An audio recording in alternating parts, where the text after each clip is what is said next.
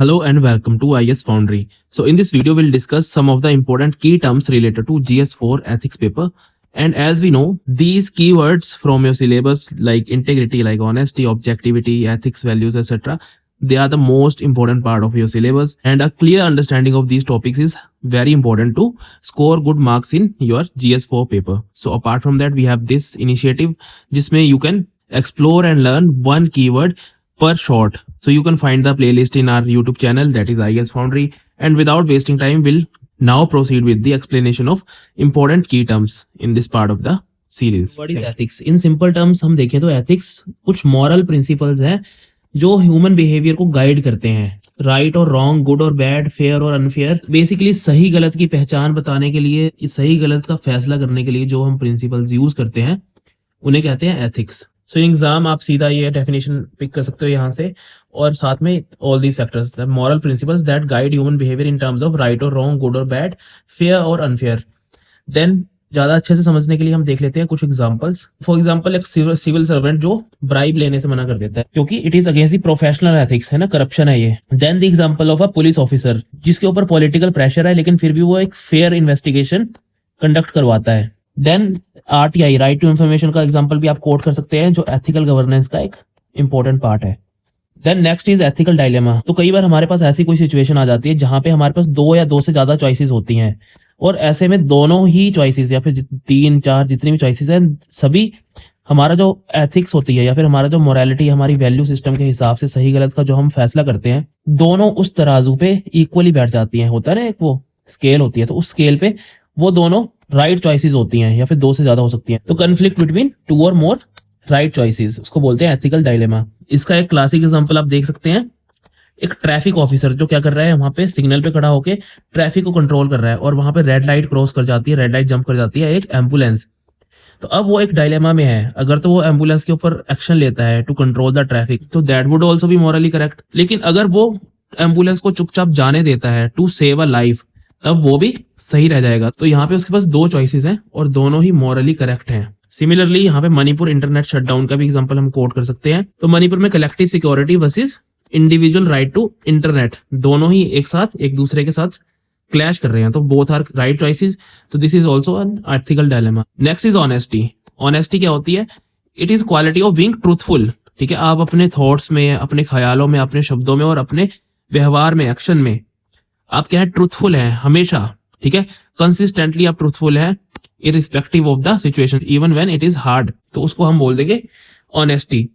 तो एग्जांपल इसका ले सकते हैं, जैसे कि कोई स्टूडेंट है ना, उसने अननोइंगली फोन लेकर चला गया एग्जाम में और भूल गया, है ना, वहां पे जाकर उसको रियलाइज होता है वो पकड़ा भी नहीं गया. उसको पता है कि वो इसका एडवांटेज ले सकता है, लेकिन स्टिल वो रिपोर्ट कर देता है ऑनेस्टली कि नहीं सर, मेरे पास फोन है या फिर कोई इलेक्ट्रॉनिक गैजेट है. देन किसी डिपार्टमेंट में आरटीआई आती है और डिपार्टमेंट के जो कंसर्न ऑफिशियल है उसको पता है अगर आरटीआई का सही जवाब देंगे तो उस डिपार्टमेंट की जो रेपुटेशन है वो खतरे में आ सकती है. ये जानते हुए भी अगर वो बिना किसी मैनिपुलेशन के सही रिस्पॉन्स देता है आरटीआई का, then that will be called honesty. Similarly Chhattisgarh में एक स्कूल टीचर थे, उनके अकाउंट में 24 लाख आ गए थे गलती से. दिलीप साहू उनका नाम था, उन्होंने बैंक को इन्फॉर्म किया और रिटर्न कर दिया. तो ये आपका एक करंट रिसेंट एग्जांपल आप ऑनेस्टी का अपने एग्जाम में मेंशन कर सकते हैं. देन सिकंदराबाद रेलवे स्टेशन पे एक रेलवे के एम्प्लॉय थे लक्ष्मण कुमार. उन्हें एक लॉस्ट बैग मिला था जिसमें अपेरेंटली 10 लाख से ज्यादा रुपए थे और सोना भी था. तो उन्होंने ऑनेस्टी दिखाते हुए उसको वापस कर दिया. तो इसका एग्जांपल भी आप कोट कर सकते हैं. Then the example of Ishita Kishore जो हमारी यूपीएससी टॉपर थी. उन्होंने अपनी एग्जाम स्ट्रेटेजी मेंशन की, उसमें बताया कि कौन कौन सी मिस्टेक्स उन्होंने अपने अटेम्प्ट्स में, प्रीवियस अटेम्प्ट्स में की थी. एंड देन ऑल्सो मेंशन की कोचिंग पे ज्यादा डिपेंडेंस की जरूरत नहीं है. तो उन्होंने यहाँ पे ऑनेस्टली अपनी स्ट्रेटेजी बताई. तो इसको भी आप मेंशन कर सकते हैं. देन कोट आप यूज कर सकते हैं एग्जाम में, honesty is doing the right thing even when no one is watching, by C.S. Lewis. Then next is integrity. तो integrity is nothing but honesty plus consistency. अगर आप कंसिस्टेंटली ऑनेस्ट हैं तो दैट इज इंटीग्रिटी. तो जैसे हमने देखा honesty is being truthful in action, thought and behaviour. तो यहाँ पे इंटीग्रिटी क्या हो जाएगा, आप कंसिस्टेंटली, है ना, डिस्पाइट आपके ऊपर कोई प्रेशर है एक्सटर्नल या फिर टेम्पटेशन है, कोई एडवांटेज हो रहा है या फिर एडवर्सिटी है, हालात चाहे जैसे भी हो, आप अपनी ट्रूथफुलनेस पे टिके हुए हैं, आप अपनी ऑनेस्टी को नहीं छोड़ते. तो दैट इज इंटीग्रिटी. तो दुर्गा शक्ति नागपाल का एग्जांपल दे सकते हैं. सैड माफिया का अगेंस्ट उन्होंने एक्शन लिया, उनका डिमोशन तक भी हो गया, स्टिल उन्होंने अपनी इंटीग्रिटी दिखाई और she continued her struggle against the sand mafia. Then Anita Nayar का एग्जांपल दे सकते हैं जो बीएमसी की एक ऑडिटर थी. तो उन्होंने टेंडर्स में, जो टेंडर की प्रोसेस में स्कैम था, जो इरेगुलरिटी थी, उसको एक्सपोज किया था despite departmental pressure, political pressure and all. Then मान लो कि आपको पैसे की बहुत ज्यादा जरूरत है, लेकिन आपको खोया हुआ एक वॉलेट मिलता है और आप वॉलेट वापस कर देते हैं। तो कंडीशन जैसी भी थी, आपको जरूरत भी थी, still you upheld your integrity. Then example of a shopkeeper, जिसको गलती से कस्टमर ने एक्स्ट्रा पैसे दे दिए थे, लेकिन उन्होंने वहां पे क्या किया, चुपचाप पैसे लौटा दिए, showing his honesty and integrity.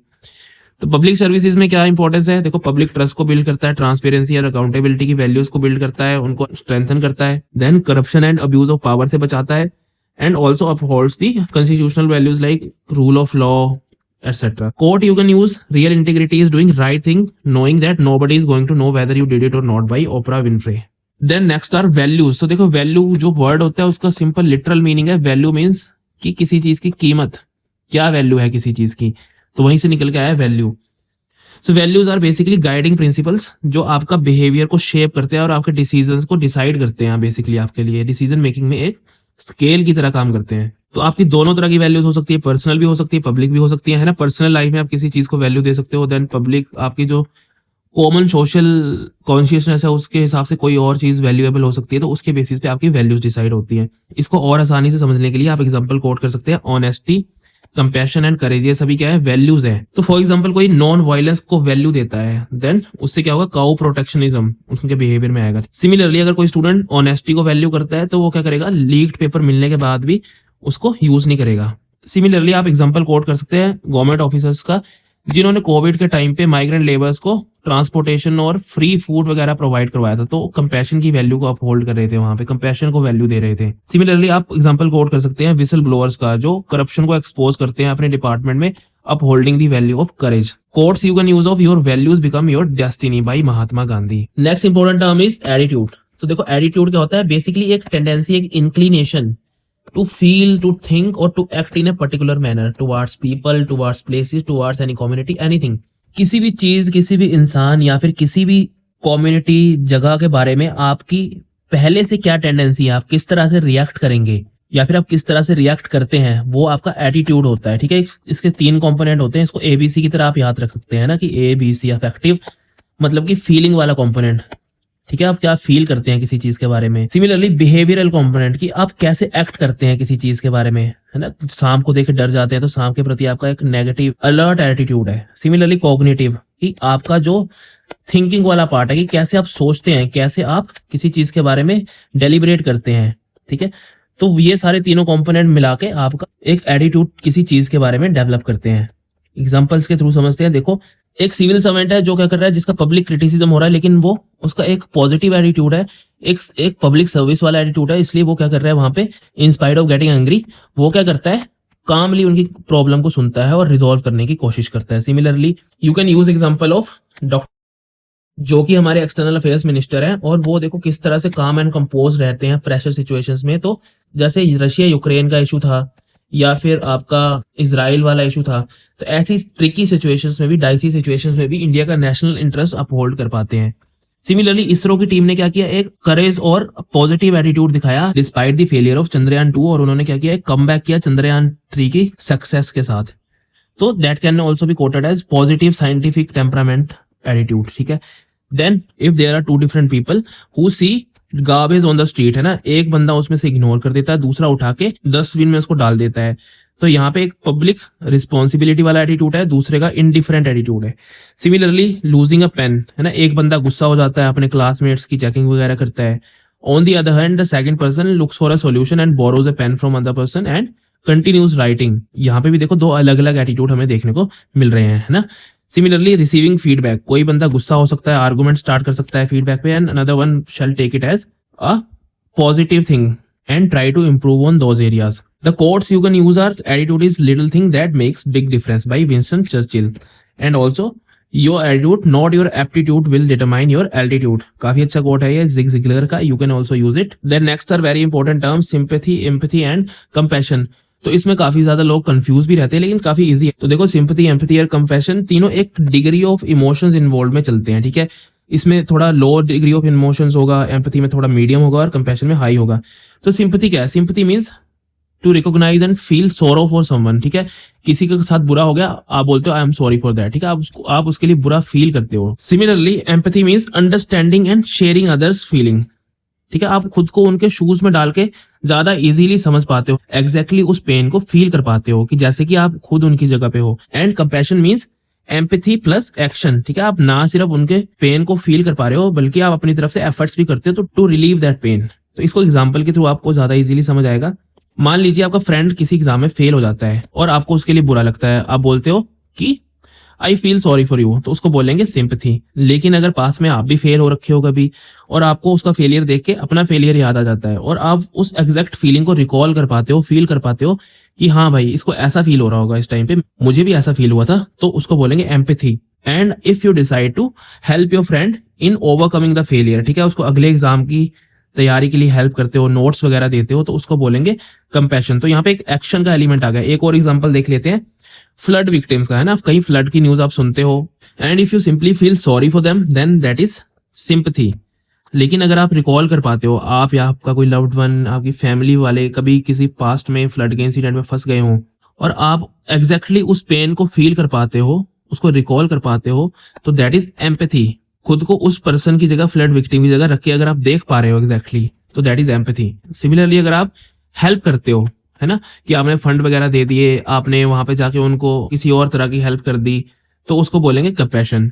इसी तरह से रिसेंट जो अहमदाबाद में एयर इंडिया का प्लेन क्रैश हुआ था, उसका एग्जांपल भी you can quote. Plane crash होता है, आप टीवी पे न्यूज सुनते हो और बोलते हो अरे बहुत बुरा हुआ, I feel sad for them, that is sympathy. फिर आपको याद आता है कि अरे पास्ट में मेरा एक फ्रेंड था, उसके साथ भी ऐसा हुआ था प्लेन क्रैश में, वो भी फंस गया था ऐसा, तो आप एग्जैक्टली या फिर आप खुद का इंसिडेंट कोई रिकॉल कर पाते हो, है ना, प्लेन क्रैश या फिर ट्रेन का accident, then that is empathy. एंड अगर आप उस पेन को फील करके आप उनकी हेल्प के लिए अपनी तरफ से कुछ एफर्ट्स करते हो, that will be called compassion. So all these examples you can use in your answers and you can use to clarify the concept. देखिए इसमें होता क्या है ethics में, throughout my preparation I found it one of the easiest paper to prepare, है ना, low lying fruit की तरह ये है। अगर आपके पास right strategy हो, 250 मार्क्स होते हैं, बाकी सभी सब्जेक्ट्स में आपको 250 मार्क्स के लिए 3-3, 4-4, इवन 5 सब्जेक्ट पढ़ने पड़ते हैं। लेकिन यहाँ पे it is all about understanding the key terms. 20 से 25 या हद से हद 30 की टर्म्स है, उनको आप एग्जांपल्स के थ्रू समझ लो। And also you should have your quotes etcetera ready. No one can stop you from scoring good marks, है ना, आराम से आपके 120 मार्क्स इसमें आ जाएंगे जिस साल अच्छी मार्किंग होगी, है ना। जिस साल थोड़ी स्ट्रिक्ट मार्किंग होती है वहां पे भी आप 110 तक पहुंच जाओगे, 105, ठीक है। तो here you can use the quote sympathy sees the pain, empathy feels the pain and compassion heals the pain. तो इस कोट के थ्रू आप क्या कर सकते हो, याद भी रख सकते हो उन तीनों टर्म्स का आपस में क्या डिफरेंस है। Then next is tolerance. तो देखो आपने सुना होगा काफी बार कि इंडिया में लोग इनटॉलरेंट हो रहे हैं, या फिर उस जगह में ये हुआ और लोगों ने काफी टॉलरेंस दिखाई, अंडरस्टैंडिंग दिखाई। तो टॉलरेंस को सिंपल लैंग्वेज में समझो तो क्या होता है। मान लीजिए कि आपका कोई एक ओपिनियन, आप हिंदू हो और कोई मुस्लिम ईद मना रहा है, मुहर्रम मना रहा है, and you are okay with it, ठीक है। आप उस चीज को चाहे आप लाइक भी ना करते हो डीप इनसाइड, लेकिन आप उस चीज को होने दे रहे हो, आप उस चीज में किसी भी तरह की बाधा नहीं डाल रहे हो, आपको उस चीज से इतना ज्यादा अफेक्ट नहीं हो रहा है, आप उस चीज को रिस्पेक्ट कर रहे हो कि हाँ उस फेथ में मानने वाले की खुद की फीलिंग्स है, तो दैट इज टॉलरेंस। तो what is tolerance? It is respecting opinions, beliefs, practices that are different from ours even when they challenge our own beliefs. तो ये क्या है, अपने से उल्टा किसी भी तरह का बिलीफ, ओपिनियन है, उसको रिस्पेक्ट करना, उसको टॉलरेट करना, उसको होने देना, दैट इज टॉलरेंस। एग्जांपल्स देख लेते हैं, जैसे इंटरफेथ इनिशिएटिव्स होते हैं रिलीजियस फेस्टिवल, होली के टाइम पे, है ना, मुस्लिम्स कुछ कंडक्ट करवा देते हैं, या फिर रमजान में जैसे हिंदूज होते हैं इफ्तार पार्टी वगैरह ऑर्गेनाइज करते हैं, तो दैट इज टॉलरेंस। सिमिलरली मीठी कुकी पीस डायलॉग जो आपका 23-24 में हुआ था, ऑल्दो अभी वहां पे फिर से वायलेंस हो रही है, लेकिन अगर मान लो ये दोनों कम्युनिटी के लोग अपने डिफरेंसेस को भुला के एक दूसरे के साथ पीसफुली को एग्जिस्ट करने की कोशिश करते हैं और सक्सेसफुल होते हैं, then that will be called tolerance. Then support from locals during farm law protest. तो लोकल्स काफी सारे लोग थे, उन्होंने काफी हेल्प की, चाहे वो उस प्रोटेस्ट के फेवर में थे चाहे अगेंस्ट थे। Then organisation of pride marches, ठीक है, इंडिया में अलग अलग सिटीज में जो LGBTQ कम्युनिटी के लिए प्राइड मार्चेस होती हैं और वो पीसफुली कंडक्ट होती है, इवन कि नॉन LGBTQ कम्युनिटी के लोग भी उसमें पार्टिसिपेट करते हैं या फिर उसको एक्नॉलेज करते हैं, that is an example of tolerance. Then मान लो आप ट्रैफिक में हो और कोई आपका को ड्राइवर रैश ड्राइविंग करता है, गलत कट करके चला जाता है आपको, and instead of getting angry आप कामली उस चीज को टॉलरेट कर लेते हो, then that is also called tolerance. अच्छा, आपके इस पब्लिक सर्विसेज में टॉलरेंस बहुत इंपॉर्टेंट है। ये सिविल सर्वेंट को हेल्प करती है constitutional values like secularism, fraternity and justice को अपहोल्ड करने के लिए। Not only civil servant but for the ordinary citizen as well it is important.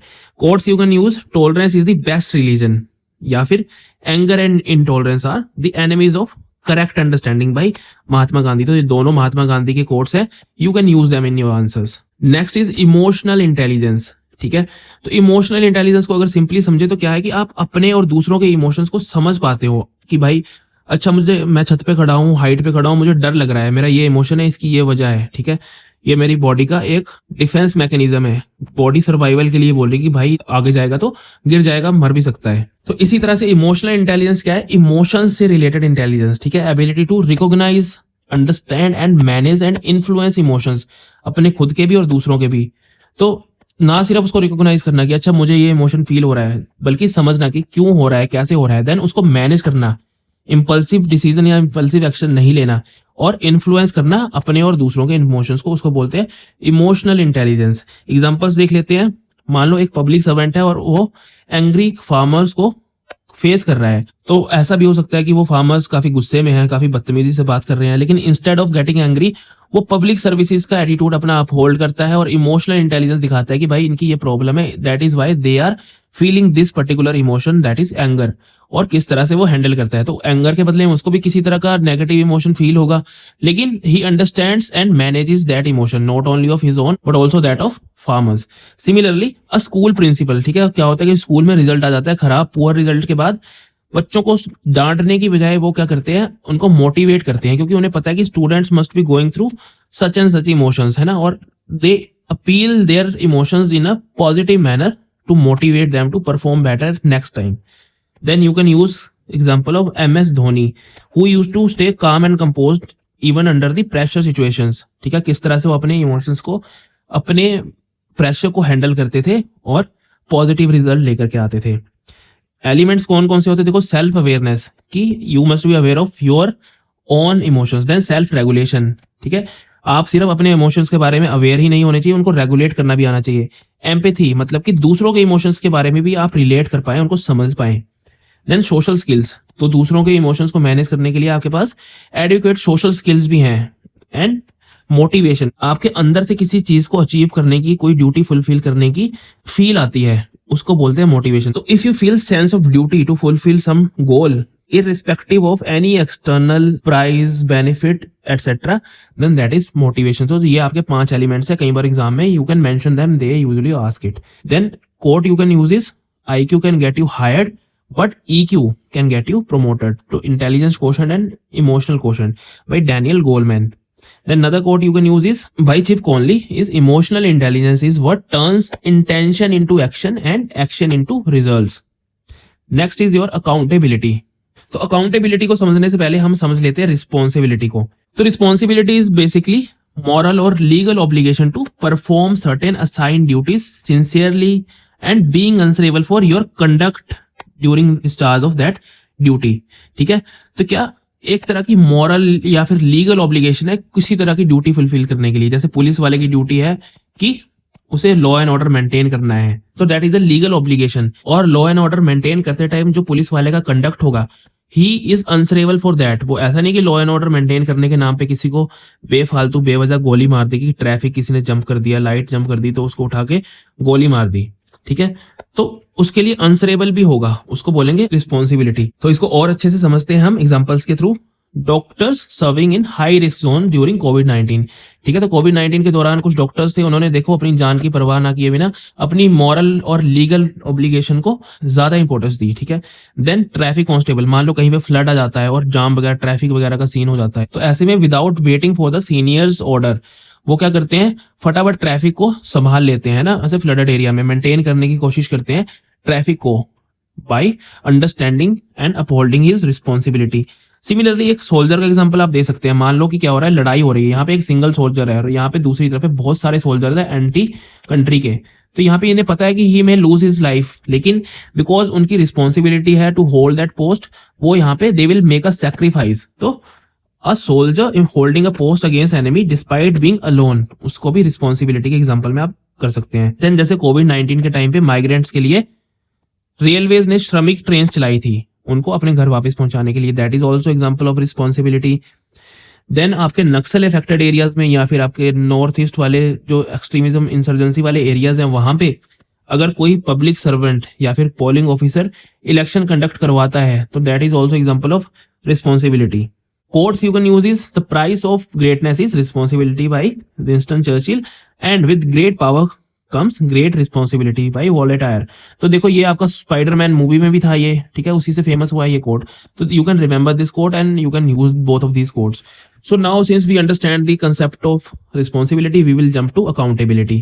तो accountability is basically responsibility plus answerability in some sort of legal manner, being answerable for your actions, decisions, और उन decisions के जो consequences होंगे या फिर उन actions के जो consequences होंगे उनके लिए भी आप क्या हो, answerable हो, तो उसको क्या बोलेंगे, अकाउंटेबिलिटी। ठीक है, कि आपके कुछ रिस्पॉन्सिबिलिटी है और आपने कुछ एक्शन किए या फिर आपने खुद से कुछ फैसला किया और कुछ एक्शन या डिसीजन लिए और उसका जो भी कंसिक्वेंसेस होंगे और जो भी लोग उस डिसीजन या एक्शन की वजह से अफेक्ट होंगे उनके लिए आप पूरी तरह से आंसरेबल हो, तो उसको बोलेंगे अकाउंटेबिलिटी। पब्लिक सर्विसेज में इट इज वेरी इंपॉर्टेंट क्योंकि ये ट्रस्ट बिल्ड करती है, ट्रांसपेरेंसी को इंप्रूव करती है और इंटीग्रिटी इन पब्लिक लाइफ को अपहोल्ड करती है। To better understand will go through some examples again that you can also mention in your exam.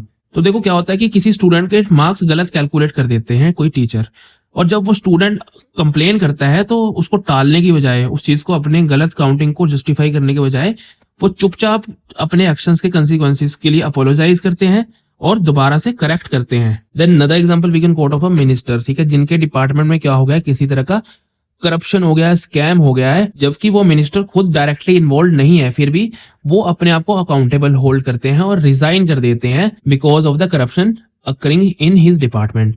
Then company recalling poor और फॉल्टी प्रोडक्ट्स, ठीक है, किसी कंपनी के कोई प्रोडक्ट है, हीटर है, एसी है, उनमें क्या आ जाती है, खराबी आ जाती है, तो वो पूरे के पूरे बैच को कई बार वापस बुला लेते हैं, रिकॉल कर लेते हैं ना, टू अपहोल्ड देयर अकाउंटेबिलिटी।